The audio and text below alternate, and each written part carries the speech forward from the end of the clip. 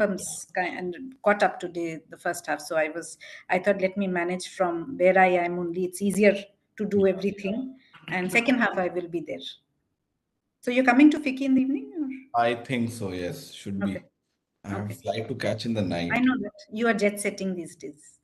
Nahi, I have to go and meet some friends. So Okay. this Then time of it's more year cool. is, Then it is more cool, Kazim. You go to meet friends. yeah, I have to, it's close to the New Year's, so Ah. people are relaxing a little bit. Yeah, but sorry, I can't tell this, but you have work on 17th also, no? And we may have more work coming up. Yes, yes. Anyways, it may be recorded, so let me not say all this. I hope they give an extension. I really hope because we were thinking of doing a session, but being caught up with so many things, it's I taking know. time. Online कर लो आप? I Can think Online you? ही करेंगे, online ही करेंगे. So I will get in touch with you. Hmm? I think the extension will come through, but as per practice, it'll be 11 Last moment, 7 p.m. p.m. 7 p.m. is early. Yeah, that's true. That's true. That's true. Anyways, I'll just take a break and come.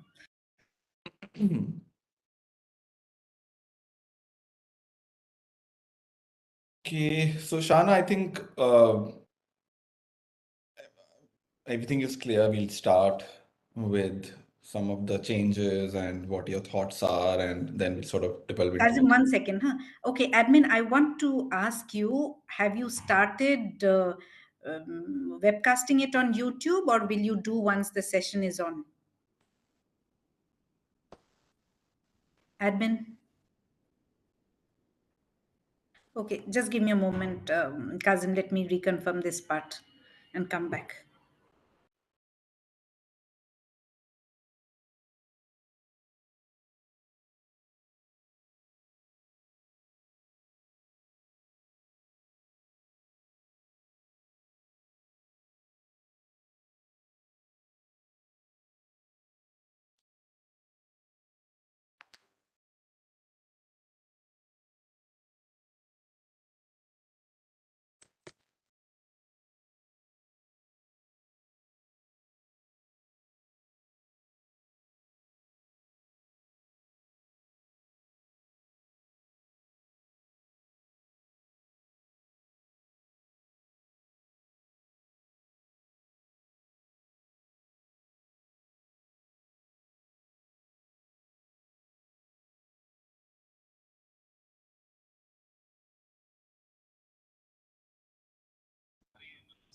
Acha, so Kazim, this was being live streamed, and I have asked the Shubham to kind of not live stream this part of the conversations. As in, when the session starts, they can live stream.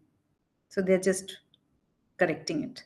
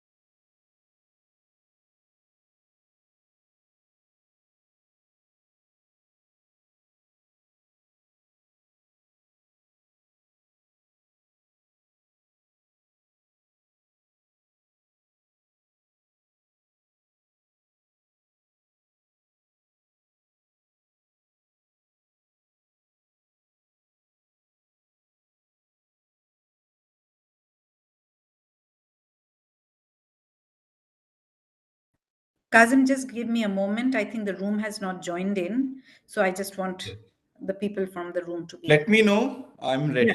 Yeah, okay. I think Shahana is also ready. So Yeah, I'm ready as well.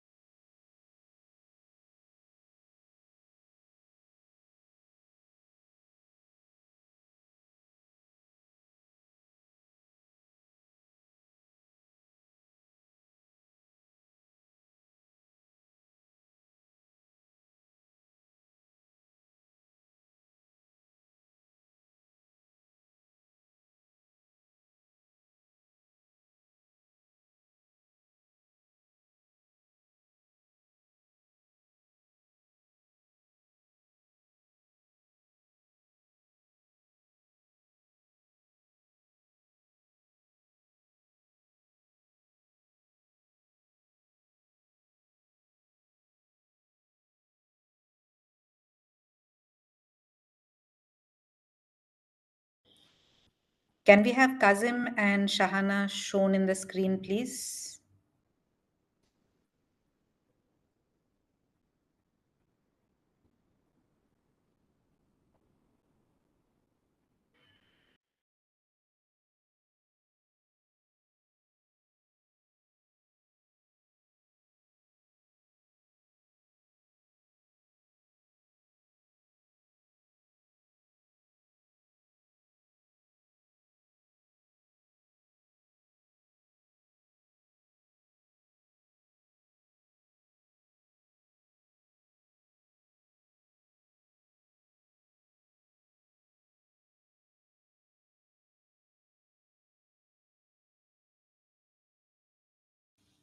I think we will start the session, but can we have Shahana and Kazim shown in the screen? We can just see a blank Arani co-host view. We will be starting now.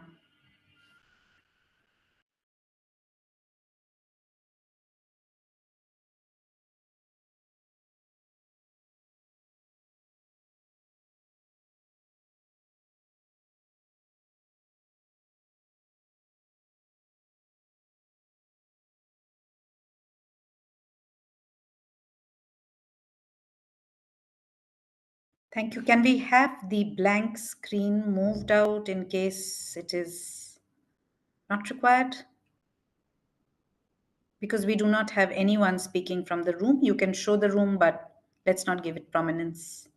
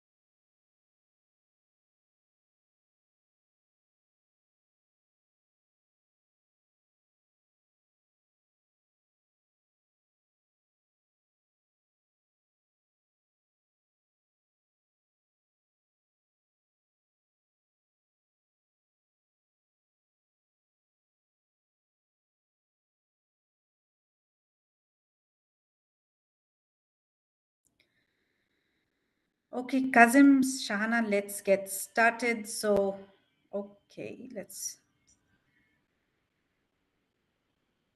So, hi everyone. Welcome to the first Fireside chat of the second India Internet Governance Forum 2022. This Fireside chat is on privacy regulation in India, and I have the privilege to introduce the moderator of this panel, Kazim Rizvi. Kazim is a public policy entrepreneur and he is the founder of the Dialogue. He's a lawyer by profession and he envisages to drive change in India through the medium of policy and research. Earlier, Kazim led the energy policy communications for the British High Commission. And prior to that, he was a Swaniti Fellow with the Office of Mr. Baijanta Panda, former member of the parliament. Kazim has also been part of the India IGF theme committee and has been actively participating in most of these discourses. So, Kazim, without much ado, I pass it on to you. Thank you. Thank you so much, Amrita. I hope I'm audible. Yes, you are Great. audible and visible. Great. Thank you so much, Amrita, for that very kind introduction. And yes, it's been a pleasure working with you on the theme committee and really excited to talk to Shahana today. I just want to introduce Shahana, who is, of course, a partner with Amarchand Mangaldas. And she is a partner with the Public Policy and Regulatory Affairs. And Shahana has been one of the key thought leaders in India when it comes to data privacy and data regulation. So, Shahana, it's a pleasure to talk to you today at this fireside discussion. How are you doing? Very well, Kazim. Thank you so much. And thank you for that kind introduction. Thank you, Shahana. So, uh, you know, this is a 3-day event, and the first few panels are usually, I would say, the most sort of washed in a way that people are excited to tune in and listen into the experts and to all the people and the panelists who are sort of coming in. So, and of course, I think the topic for today's discussion for us is privacy regulation in India, which I think is probably the most debated topic and the most important topic, I think, when it comes to the overall tech policy and, of course, on the internet governance ecosystem.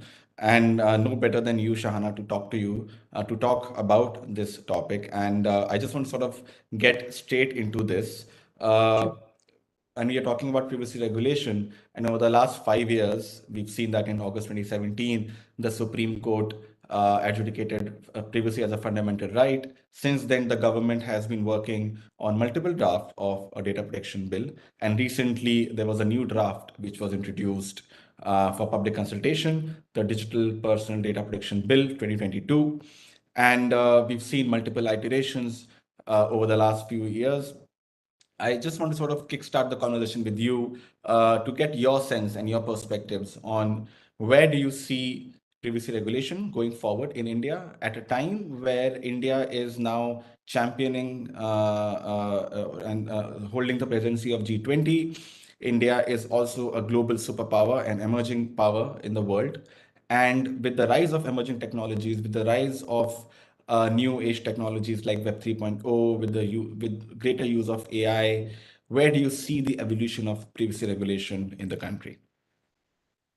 Thanks, Kazim. That's a great question. And I think you're right that, we've seen a very long journey that the evolution of the privacy framework has taken. There have been a lot of, I would say, missteps and a lot of back and forth.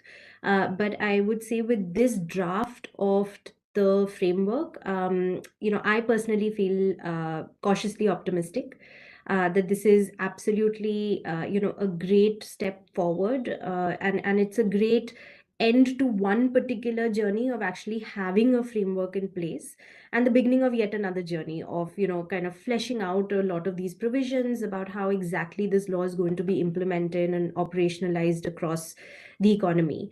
But as far as where I see the framework evolving to in the future, I think a very important factor in this is that India is extremely aware of its position as a emerging superpower, right? And that is going to come to bear on frameworks like the privacy regulation, on other frameworks that will have an impact on tech related issues specifically, because India is also trying to position itself and is doing a very good job on being the next kind of tech leader in the world. It really wants to attract that talent. It wants to be the hub for data processing, data innovation, tech innovation. And so it will, given that that is its objective, and given that India is extremely aware of its position and its power in the global economy and in the global world order, we are going to see the privacy framework reflect a lot of those objectives. And that may go either way, right?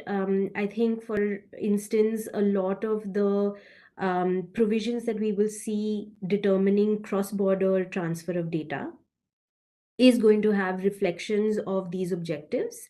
It is going to have reflections of, India determining what are the jurisdictions that will offer reciprocity to it. It will have elements of ensuring that data that India believes is critical to us, or that foreign states, or that, any sort of foreign entity should not have access to that data, will remain within India. So I think, going forward, we will see a lot of influence, given that India is at this very interesting position of being this kind of, at the helm of being a global superpower. And all of this is also going to be very connected to a lot of the, international trade agreements that we're having, a lot of the international trade discussions that we're having. So I think it's a very interesting point, and I think in the past, perhaps this influence was not, as heavily felt. The evolution of the privacy framework, as you know, and as members of this audience will know, Yeah. really started from the fact that we didn't have a framework in place. We had nothing determining data protection. We had nothing governing data protection. We had nothing to speak of for informational security, Yep. right? But as that journey has progressed, the influence that we have seen from India's position in the global world order has increased. Absolutely agree with you, Shana. I think, what we've been also seeing in the last 5 years is, the rise of India's startup ecosystem, right? Yes. And I think, with overall growth of technology and fueled by the government's commitment and the government's focus on increasing the internet penetration in the country, more and more people are now coming online. More and more people are now getting access to the internet. We are seeing the vibrancy of our startup ecosystem fueling the growth and fueling the new economy and the new tech economy. And I think with respect to, the $1 trillion digital economy goal which we have, uh, the startups play such an important role, right? When it comes to the jobs they are creating, the kind of the way they are helping grow the economy, the way they are helping drive overall growth as well. I think it's important that we have a regulation which protects and enhances the startup ecosystem. So what are your thoughts on the regulation? And we'll come to the geopolitics of privacy regulation and how other jurisdictions and advanced jurisdictions, developed jurisdictions have a data protection law, which now, of course, very soon we hope that India will also have to. But just want to sort of get your perspective on, the startups, which we are seeing the growth of startups, and we have more than 100 unicorns now. Yeah. How important is uh, privacy regulation, or how critical is it to enable the growth of the startup ecosystem and Yeah. to also fuel the growth of next generation developers, next generation coders, and to just inculcate this habit or this culture of technology, which is already quite at a very high level?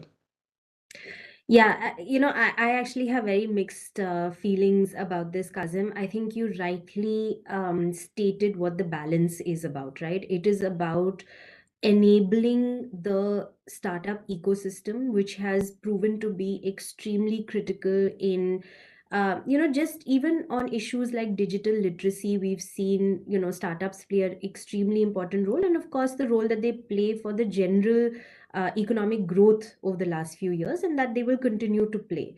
But on the other side, like you rightly pointed out, that, I think it is also very important to give them a competitive edge. And one of the ways in which we can create that competitive edge is through regulatory frameworks, which perhaps in the short term creates challenges for, just in terms of increasing compliance burden, perhaps adding to compliance costs, etc. But it is about creating this culture, and it is about creating this ecosystem of privacy by design. And that's really where any sort of tech innovation is going to be grounded, right? We have already seen the GDPR create this gold standard globally of how data must be processed.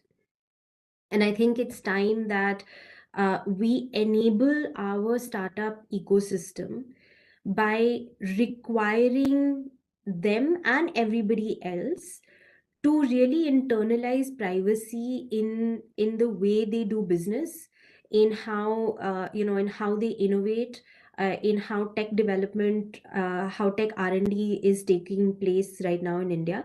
I think that's critical, because that is what will enable the products and the solutions and the services that the startups are offering to play at a global level, right? Because privacy by design has become such an internal, such a critical concept to any such product design, that if we are not able to meet, or if we're not able to rise to that standard, we're really creating a disadvantage for ourselves. And so that kind of brings us back to, we need to have this framework in place. And it's not just about the startups, it is about every organization that has anything to do with personal data. So one, and going from the startup discussion, one question which we keep seeing come through over the last 5 years, we've been seeing this and we've been debating this on and off, is this whole balance, or is there a balance between protecting the rights of consumers, of individuals, which of course the Supreme Court has guaranteed as a right to privacy as a fundamental right, and at the same time making sure that businesses can grow and prosper, and overall driving the growth of the digital economy, right? Hmm. So, do you think these are both of these objectives conflict with each other, or do you think that both of these objectives are aligned with each other? That they are something. I mean, they are they are both interlinked together in a way that you can protect privacy and enable the growth of businesses. And to also follow up, one question which I also have is, how do we make privacy as a competitive advantage? And you spoke of the competitive advantage for startups, but can privacy become a competitive advantage for the Indian tech ecosystem in the future? So, what's your take on that?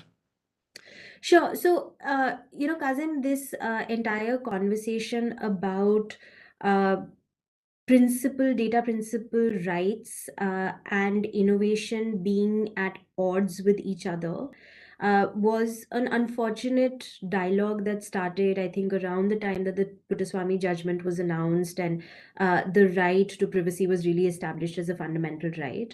I have personally never seen them as being opposing objectives, conflicting objectives at two ends of the spectrum, not at all. Yeah. I think these are very interlinked. I think we are finding more and more that tech based businesses, especially the consumer facing businesses, the more they are able to enable data principal rights, the more they are able to create trust with their database, with their user base. And therefore, their growth is entirely linked on that. So much of the tech sector today is based on whether an entity is able to create that level of trust with its user base. And a very integral part of that is to, what extent there is transparency in the way they operate with their users, and how they enable these rights. Right. What we're seeing now is just a codification of these rights in law. um, Mhm. but I don't believe that they have been opposing in any way. I believe that they have really been part of the growth story of a lot of the tech service providers. Absolutely. I think you pointed out to a very important aspect of this debate, which is trust. Yes. And in the 21st century, businesses, big or small, cannot operate without the trust of the people. And I think when it comes to technology, the most important aspect to gain trust is to secure rights of the individuals. And in this case, of course, privacy and data protection, and at every level. So I think it's very important for businesses, and I think they're realizing. And in many ways, we've seen this culture evolve through regulation, right? We've seen that happen in Europe, that post GDPR, consumer trust was at placed at such an important level Yeah. that businesses had to adopt and adapt to changing environments.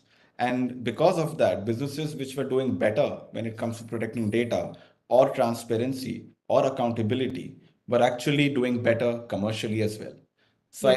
I think it's very important, and I totally agree with you, Shahana, that understanding how trust can help in growth of businesses. At the end of the day, this is going to then positively impact businesses to innovate, and we are also seeing the rise of privacy tech industry in India, Yes. which will in fact grow multifold once a privacy law is passed in the country. And these businesses, these are going to be the next generation of startups, which will drive the growth of the tech economy. They will provide solutions to businesses, to consumers, to different ecosystem stakeholders to protect their privacy. And I think it'll be very important to see how that industry evolves and how the privacy focused industry, the privacy tech ecosystem evolves based Yeah. on trust and based on regulation. So very, very well put there, Shahana.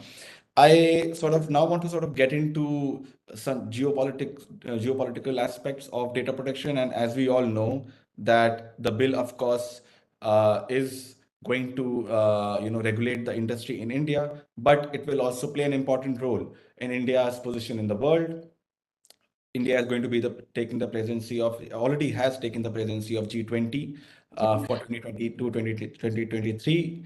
And we are also seeing that India is taking the presidency of the Global Alliance on AI. So, of course, India's position in the world is growing, and India is also in talks with various partner countries on a free trade agreement, Yeah. right? And we are going to see that the new bill. And I want to ask you, what are your thoughts with respect to, will this bill help India in sort of enabling India as an emerging superpower and as a nation which can then drive global discourses, multilateral discourses, bilateral discourses on data transfers, data protection, etc. So, what's your take on that, Shahan? Um, Kazim, the short answer is absolutely yes. I think this bill is going to be extremely critical in a lot of the international commitments and the international negotiations that India is already a part of. And I think you put it rightly that the law, once the bill is in place, it will really allow India to have a part in this global narrative about cross-border data flows, about jurisdictional issues over data, about sovereignty issues, etc.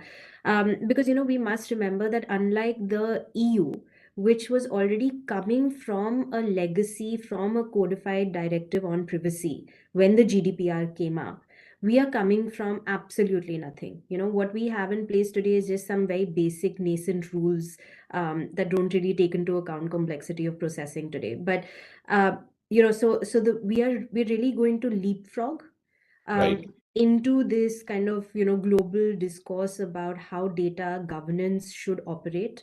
There are going to be, I think, now more critical conversations around state access to multi-jurisdictional data, etc. And I think that will You be a mean law very enforcement, law enforcement law access? enforcement access, government access, Yeah. foreign state access when data leaves borders, etc. Yes. I think though that is going to be the subject matter of multinational discussions now, Yes. and having a framework in place will really kind of give India that impetus to be part of that discussion and be part of that dialogue.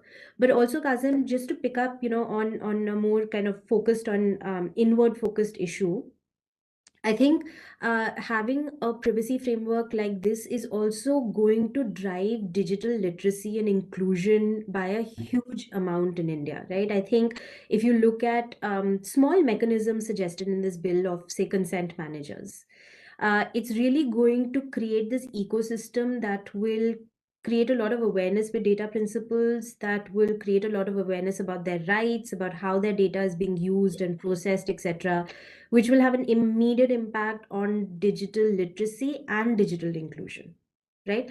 And once you have this massive population of an emerging economy that is becoming more digitally aware, Yep. that in itself consolidates India's position as an emerging power, right? Absolutely, absolutely agree. I think also the fact that it's important to recognize the role the government has been playing in driving the sort of coming up with the new data protection bill, and we hope that a bill will be passed soon, and let's see how we go from there. But I want to take up some questions from the audience. I understand we have 5 minutes, or maybe we can stretch it to 10 if I don't know if you can, but it's 12:56, so we have technically 4 minutes left. So I want to invite attendees who are watching us in person or those who have joined online. If anybody has any questions, please you can share it on the chat message, chat box, or you can take it up on your own. So happy to invite attendees to take up any questions. Do we have any questions? I'm just checking. From the room, do we have any questions, Shubham? Else we will allow Shahana and Kazim to discuss further. Hello, Amrita. Hello, Yes. Can Sahana. we have the I room have a, show? Yes, we can yeah, I see have you, a Dr. question Kiran. to Sahana regarding Please. this data protection, data privacy. One of the points in the data protection bill is there that, cross-border data flows, it will go to only the friendly countries. So I don't know whether it is defined properly, or is it, how will you go into that kind of regime? And the second is, I think there is no categorization of data like critical data and the ordinary data or whatever it is.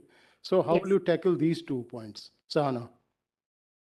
Sure. So on the cross-border data provision, I think you've rightly identified that there is no, definition, or there is no criteria given of how the government will determine which are the adequate or which are the friendly nations or jurisdictions to which Indian data can flow. And I think that has been a deliberate exclusion from the text of the law of the bill. I think the government wants to have the flexibility to determine, based on various criteria, on which are the jurisdictions to which they will allow personal data to flow. And I think the way the provision is set up, it will also allow the government to dictate separate terms and conditions for every jurisdiction that it identifies as being, safe for data to be transferred to.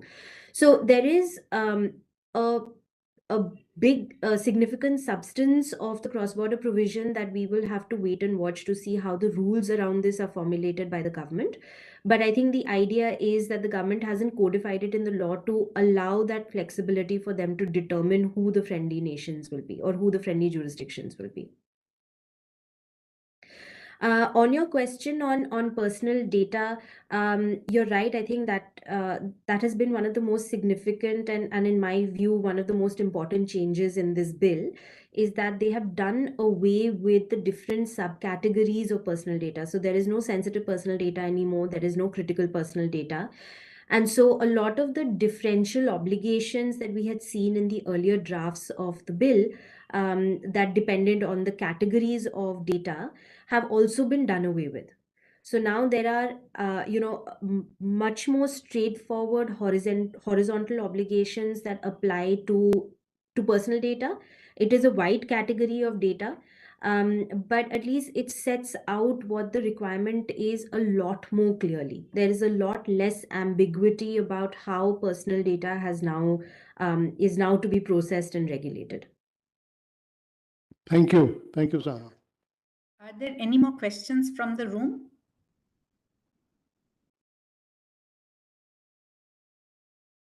There are no more questions here now. Thanks. Kazim, over to you. I just I just want to also highlight that the new bill is a lot more narrower, a lot more focused on what it's trying to achieve, which is a welcome step forward. And I think totally echo Shahana's point of view. Specifically on notification of countries, I think it will depend a lot on India's relationships. And I think that's how it should be, because the government should have ability, and you need a nimble and a flexible bill, because technology is evolving at such a fast pace that you have to be able to have certain principles which are codified, and then the government can adapt and sort of evolve as the geopolitical relations improve with other countries, or if it changes with other countries, or whatever the situations happen in the globe. And we are living in such a dynamic world with geopolitical tensions around us, and situations evolving and changing all the time. I think having a bill with certain principles, and then allowing the government the flexibility and the agility to move around and to adapt to the changing conditions with respect to, of course, whitelisting countries or notifying friendly countries will be an important aspect. So I think that's something which is very, very critical and crucial. So just wanted to sort of echo those sentiments, but we don't have any further questions. So Shahana, I think we are also just about probably 2 minutes over time. So any final remarks from your end? What are your thoughts now with respect to, we've discussed the journey for the last 5 years. We've discussed what are the key principles which are necessary for a progressive data protection regime. And we've also discussed how the bill and how a privacy regulation is going to help, of course, protect and provide and ensure that citizens' right to privacy is secured, but also helps to drive and enable the growth of the digital economy, to support and growth of the startups as well. But in the next 2 years, Shahana, if you can just sort of come in and give your final remarks in terms of what are your expectations for the upcoming privacy regulation, and where do you see it going? So final remarks, over to you. Thanks so much, Kazim. I think I'll go back to what I said at the beginning, that, I will remain cautiously optimistic about this journey. Once the bill is finally enacted into law, I think that'll mark another journey in the development of the privacy framework here in India, because there is a lot to be unpacked still by way of subordinate legislation. And my expectation, and I remain hopeful about this, is that just the way that we have seen industry, civil society, government engage on what the core principles of the privacy framework should be over the last 5 years, I'm hopeful that that level of engagement and that level of consultation will continue as the subordinate legislations are also being framed and formulated and thought about. And I think we're all ready and looking forward to the next phase of this journey. Absolutely echo your sentiments, Shahan. I think with the arrival of emerging technologies, with the arrival of new age tech, this is the perfect time to come up with a data protection regulation, and we hope that this happens soon. We have a very promising bill, and we expect and we hope that it will be passed very soon. So thank you so much, Shana, for taking out the time to talk to me, and really, really appreciate your insightful views, very informative views. So thank you so much for joining, and thank you so much to all our attendees and audience seated and listening in person. Thank you, Mr. Govind, for your question. It was very interesting and very important that you asked that question. Thank you to all the organizers, and look forward to the IIGF. I hope everybody logs in, keeps logging in again and again for the upcoming workshops, and we are organizing a few workshops as well. So do log in and do watch us discuss and debate various aspects of the tech ecosystem, and in the spirit of multi-stakeholderism. Look forward to multiple views and multiple point of discussions as we move forward. So thank you all. Have a good day. Thank you so much.